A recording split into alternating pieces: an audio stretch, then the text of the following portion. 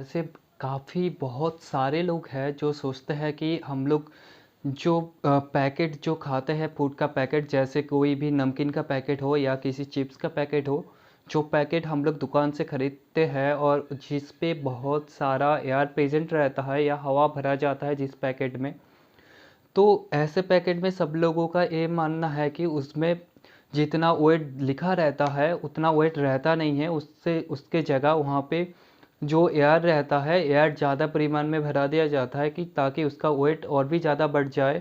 और उसमें जो नेट वेट जो जितना लिखा रहता है प्रोडक्ट का वेट, उतना प्रोडक्ट का वेट रहता नहीं है। तो आज मैं इस टॉपिक के ऊपर मैं बात करूंगा और मैं बताऊंगा कि क्या सच में उस पैकेट में वेट कम रहता है, मतलब जितना नेट वेट लिखा रहता है उसका प्रोडक्ट का उतना वेट रहता है या नहीं रहता है। अगर नहीं रहता है तो क्यों नहीं रहता है और कितना कम रहता है। और ये भी बताऊंगा कि वहाँ पे जो एयर रहता है उस एयर के लिए उसका कितना वेट का कितना डिफरेंस होता है।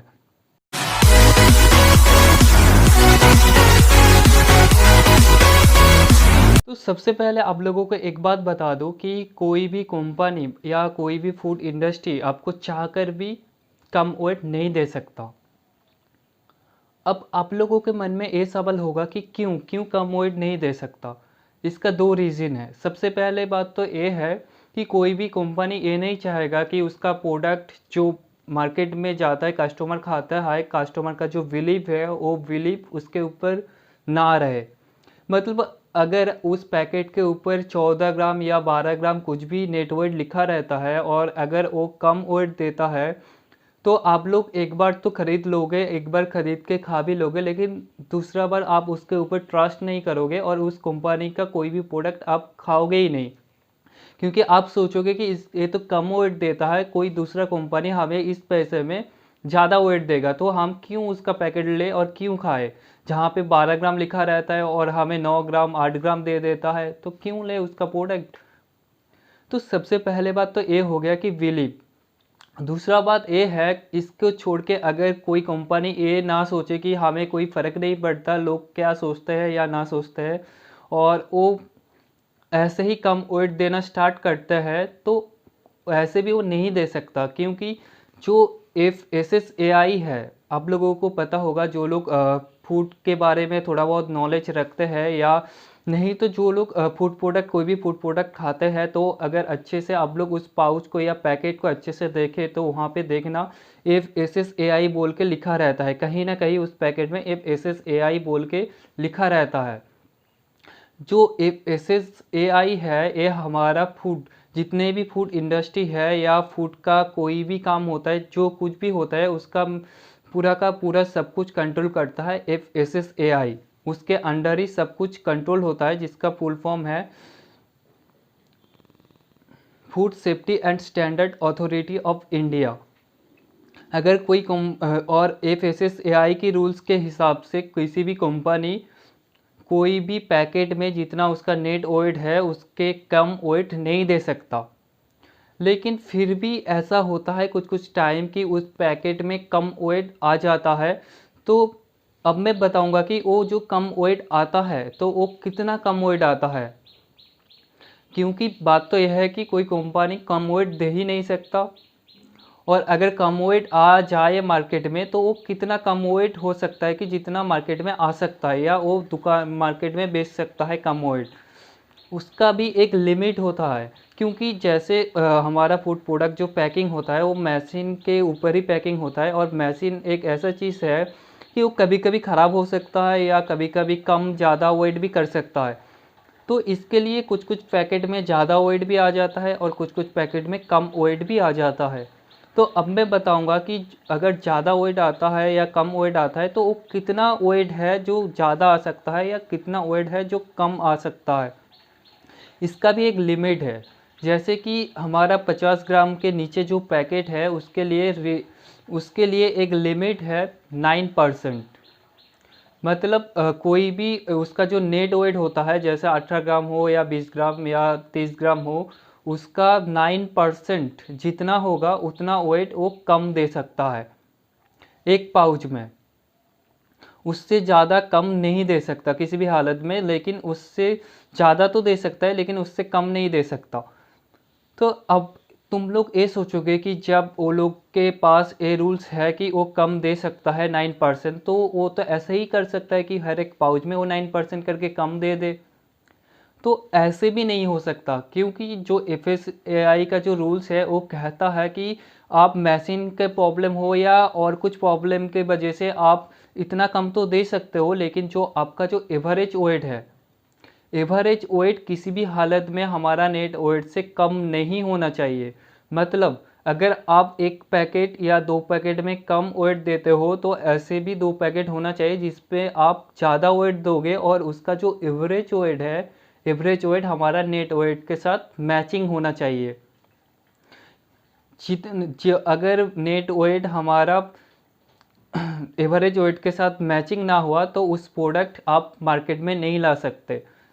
और जो हमारा वेट का लिमिट है, उस जितना जो 9% लिमिट है, उस 9% से अगर कोई भी कंपनी कम वेट देता है तो आप उसके लिए कंप्लेन कर सकते हो और वो अंडर वेट में चला जाता है। जैसे कंपनी में क्या होता है, अगर ऐसे कोई पाउच दिखता है तो स्पेसिफिक उस मशीन या उस टाइम का पाउच को होल्ड करवा दिया जाता है और उसका रीचेक होता है।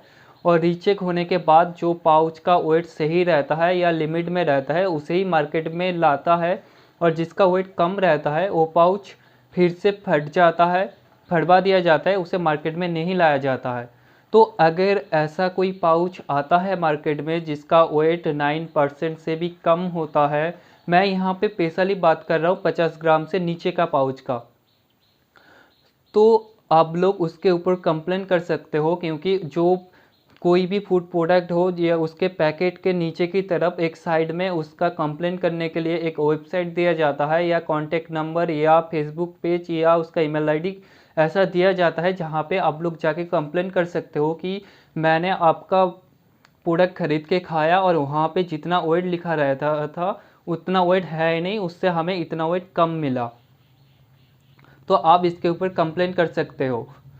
और रहा एआर का बात, अब मैं बताऊंगा कि उसके अंदर जो एआर दिया जाता है वो एआर क्यों दिया जाता है और इसके लिए आपका पैकेट का वेट में कितना फ़र्क पड़ता है। तो सबसे पहले बता दूं, जो हमारा पाउच में वेट एआर दिया जाता है उसका मेन रीज़न है कि अगर एआर नहीं दिया जाएगा किसी भी पाउच के अंदर तो वो पाउच जब दुकान में आएगा या जो उसको एक जगह से और एक जगह लेके जाएगा, जैसे हैंडलिंग हो या पैकिंग करने के टाइम, क्या होगा उसके अंदर जो फूड प्रोडक्ट है वो टूट जाएगा। ये मतलब है उसका फिजिकल डैमेज होगा। तो इस फिजिकल डैमेज को हटाने के लिए वहाँ पे एआर दिया जाता है।